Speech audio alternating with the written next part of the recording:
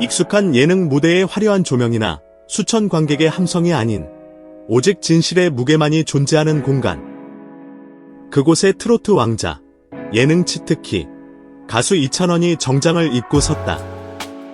이찬원의 KBS 뉴스 스페셜 앵커 발탁 소식은 단순한 연예계의 가십을 넘어 방송가 전체를 격동시킨 지진과도 같았다. 복수의 방송 관계자들을 통해 흘러나온 그의 출연료는 그 충격의 진원지였다. 회당 4천만 원에서 5천만 원 사이에서 논의되었다는 사실이 알려지자 모두가 경악을 금치 못했다. 이는 전문 앵커 시장과 예능 MC 시장의 단가, 체계가 완전히 다르다는 점을 감안하더라도 단발성 스페셜 앵커로서는 대한민국 방송 역사상 유례를 찾기 힘든 최고 수준의 대우였다. 누군가는 이를 두고 국민 MC 유재석에게나 허락될 법한 상징적 예우라고 평했다.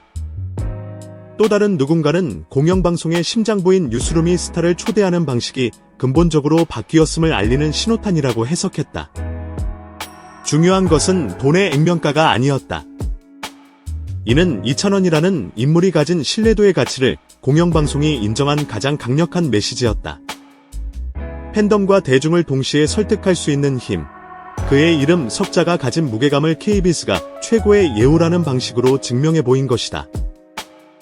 뉴스와 예능의 경계를 의도적으로 허물면서도 공영방송의 신뢰라는 가장 중요한 가치를 잃지 않겠다는 KBS의 담대한 선택, 그 중심에 골든카드 이찬원이 있었다. 제작진과의 사전 미팅에서 새로운 분야에 제대로 도전하고 싶다는 단 한 문장으로 모든 것을 요약했던 그는 그 말을 증명이라도 하듯 뉴스룸에 도착하자마자 대본이 아닌 자신의 목소리부터 조율하기 시작했다. 수많은 생방송 무대를 종횡무진하며 다져진 베테랑이었지만 공영 뉴스의 데스크가 가진 결은 완전히 달랐다. 웃음 대신 사실을, 과장 대신 근거를, 감정 대신 균형을 잡아야 하는 곳, 그 차이를 뼈저리게 이해한 듯 그는 가장 먼저 발음과 억양 체크에 몰두했다. 가수 이찬원의 화려한 기교와 흥겨운 리듬감은 온데간데 없었다. 오직 사실을 전달하기 위한 가장 낮은 톤, 가장 긴 호흡, 가장 정확한 발음만이 존재했다. 스스로 뉴스 톤의 중심을 찾아가는 그의 모습은 가수 출신 MC라는 꼬리표를 순식간에 무력화시켰다. 셔츠깃의 각도를 미세하게 다듬고 화면에 맞는 넥타이 톤을 고르고 발음 훈련을 돕는 아나운서실 코치와 호흡을 맞추는 그의 모습은 마치 새로운 인격체를 창조하는 과정처럼 보였다. 그의 노트에는 프롬프터가 흔들릴 때를 대비한 종이 대본 위 작은 체크 표시, 현장 돌발 상황을 막기 위한 리드 앵커와의 핸드 시그널, 앵커 멘트와 리포트 전환 타이밍의 0.5초 간격까지 숨막힐 듯 빽빽한 노력의 흔적들로 가득했다. 노래할 때처럼 박자와 쉼표가 가장 중요하네요. 담담하게 웃으며 던진 그의 말에는 엄청난 자기절제와 프로페셔널리즘이 녹아있었다.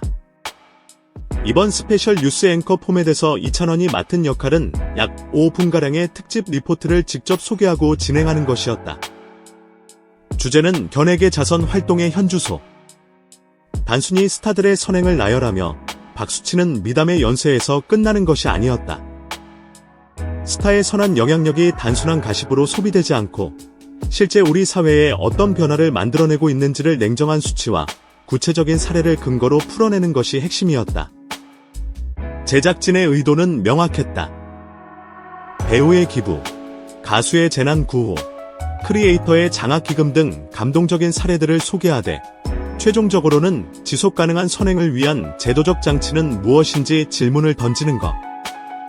좋은 일을 알리는 것도 뉴스의 역할이지만 더 좋은 구조를 만드는 길을 묻는 것이야말로 공영 뉴스의 철학이라는 점을 명확히 한 것이다.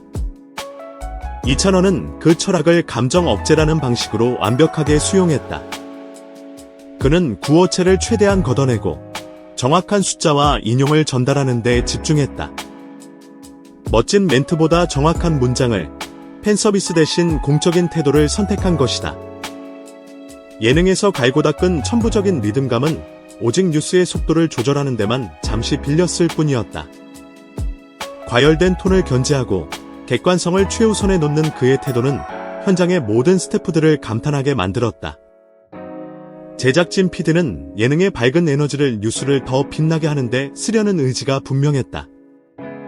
저널리즘의 문법을 배우고 존중하려는 태도에 박수를 안 칠 수가 없었다고 귀띔했다. 이찬원의 등장이 더욱 흥미로운 것은 타이밍이다.